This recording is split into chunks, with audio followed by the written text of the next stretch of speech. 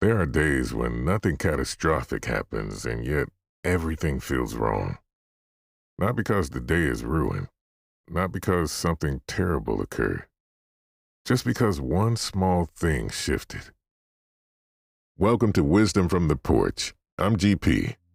This is Wisdom from the Porch. A plan changed, a time moved, a detail didn't line up the way it was supposed to. And suddenly there's this tightness in the chest, this buzzing in the head, this feeling like the floor tilted slightly under your feet. If you've ever had that reaction and then immediately questioned yourself, why is this hitting me so hard? Stay with me, because today we're talking about what happens when routine disruption doesn't feel minor. It feels like everything is breaking.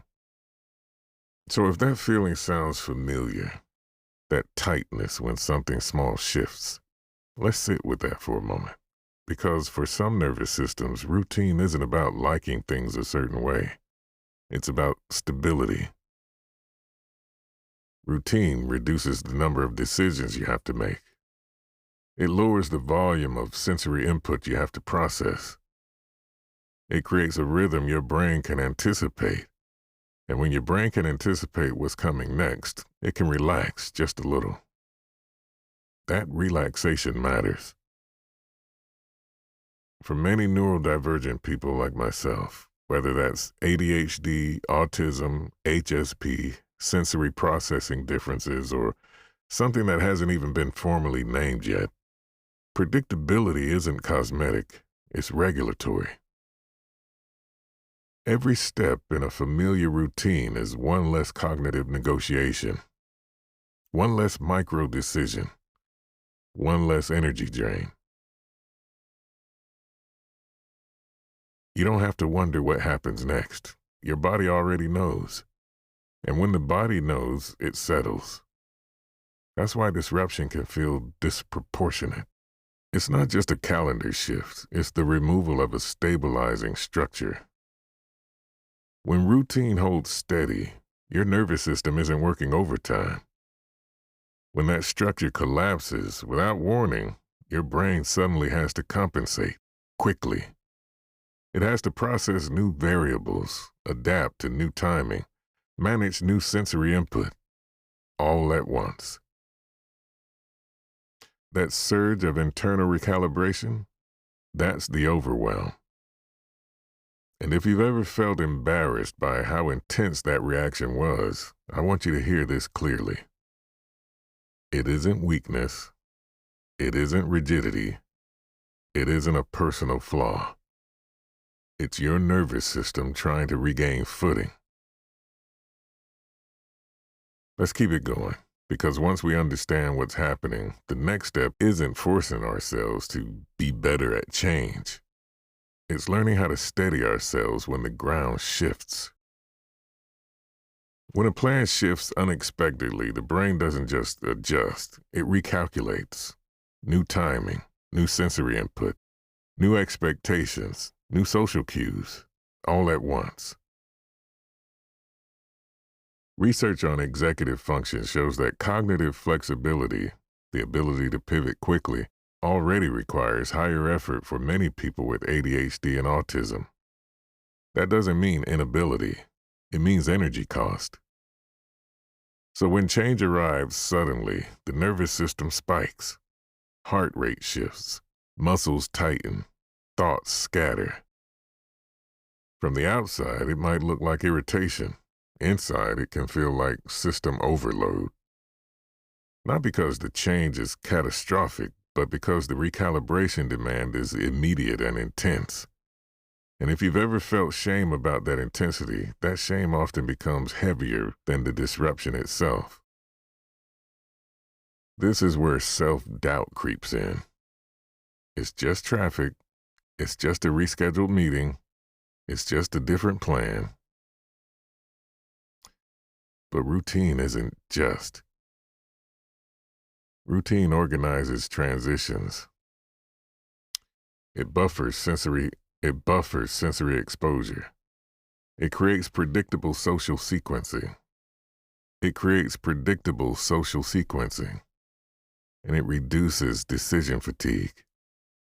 When it collapses, the brain has to rebuild in real time without preparation.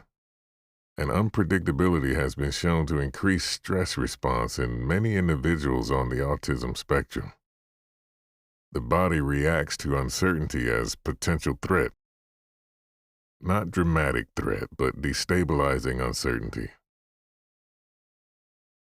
That's why it feels physical.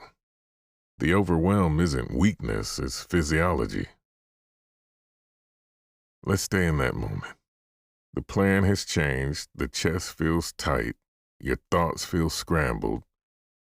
The instinct might be to push through, to suppress it, to criticize yourself for reacting.